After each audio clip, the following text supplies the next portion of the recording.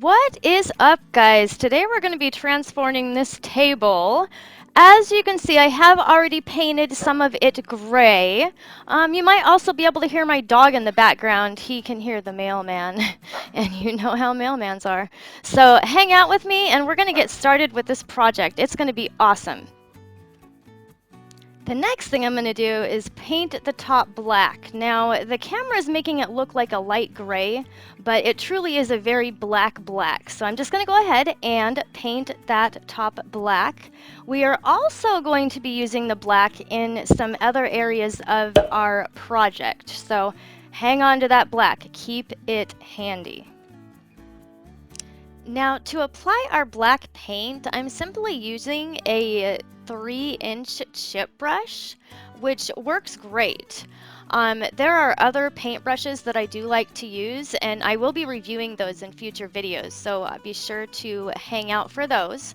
But for now, I'm going to use a chip brush. I do use chalked paint or plaster-based paint, which sands very well. So even though a chip brush does leave a little bit of brush marks, it's very easy to sand those off. So we're going to go ahead and continue. As you can see, I am starting at the side of the piece, at the outside of the piece. And there is a little indentation in that piece. I don't know if you can see the indentation, but there's a little indentation for design that goes all the way around the piece. So we're going to have a little bit of fun with that later as well. Hang on to the chip brush and hang on to the black paint because we are going to continue to use that in other areas of our project.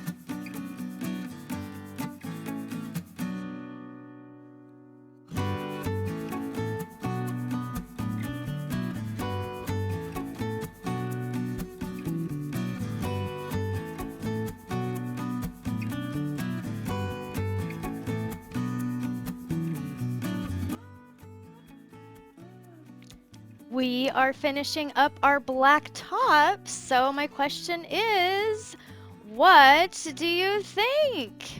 You like it? We are now going to start our dry brushing process. So basically what you do is you take a dryish brush and you dip it in some paint.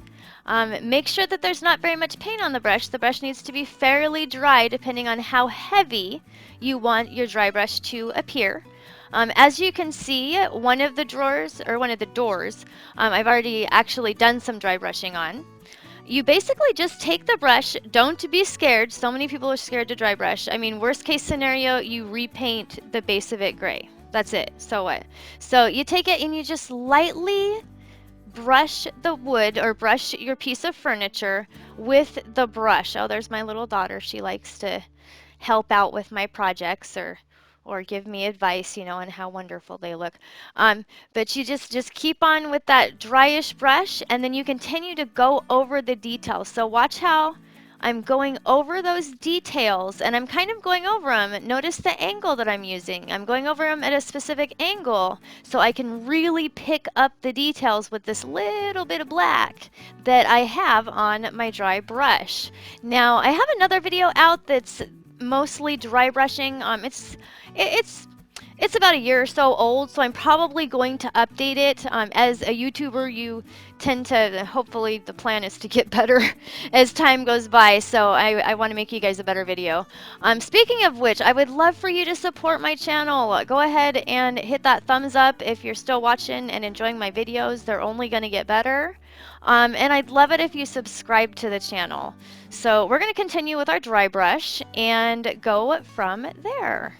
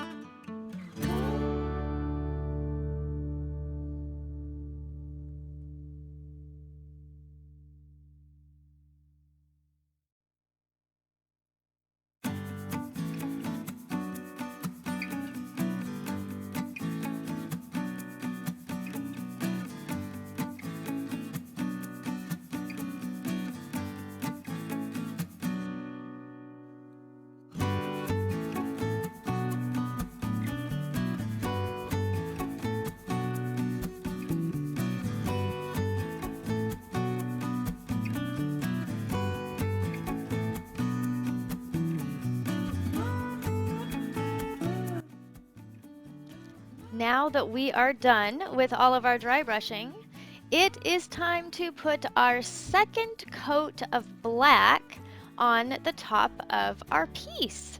So let's go ahead and get started.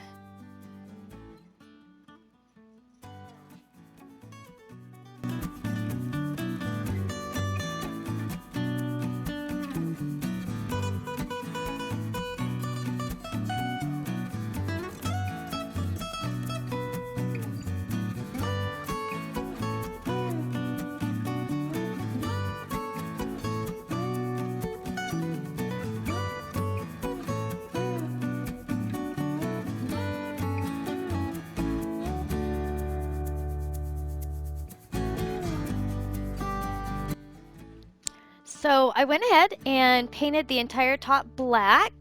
As I said, I'm going to go ahead and use some sandpaper to smooth it down a little bit. The sandpaper I'm using, I believe, is about 200 grit, give or take. But there's the back of the piece. I dry brushed the back. I made sure that the insides where the little pegs were and where the little shelves were dry brushed. So like I said, just going to go ahead and give it just a real light sanding. I don't want to distress it where there's little edges. I just want to give it a light sanding just to knock off some of that paint and make sure it's nice and smooth. And once I get done with the sanding, the very last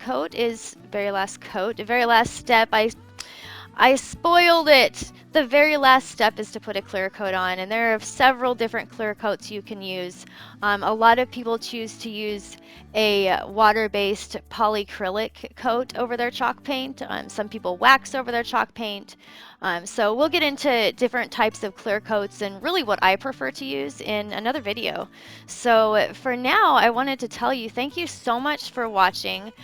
Once again, go ahead and hit that thumbs up button, just, you know, like destroy that yeah, hit it please, that'd be great. It'd help my channel get pushed out by that YouTube algorithm that those YouTubers talk about. It's like I don't know who they are, and I don't know who what YouTube algorithm, where these algorithm people are.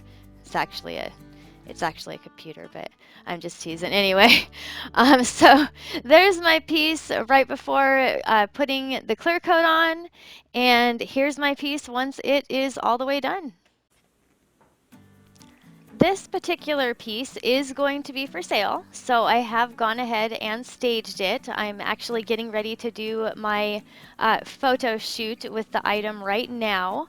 I have a little backdrop in the back. I mean, you don't need to have a backdrop. A white wall, or, you know, a wall with some nice pictures or other ornaments are fine. You want to show your customer, though, how the item can be used. So within my pictures, I'm going to have a nice angle of it, and I'm also going to show what it looks like with the drawers open to make sure that my audience knows that there's plenty of storage. The more value you can provide to a piece of furniture, the more likely your customer is to buy it. So that's it for now. Good luck painting. Once again, thank you so much for watching. Have a great day, and over and out.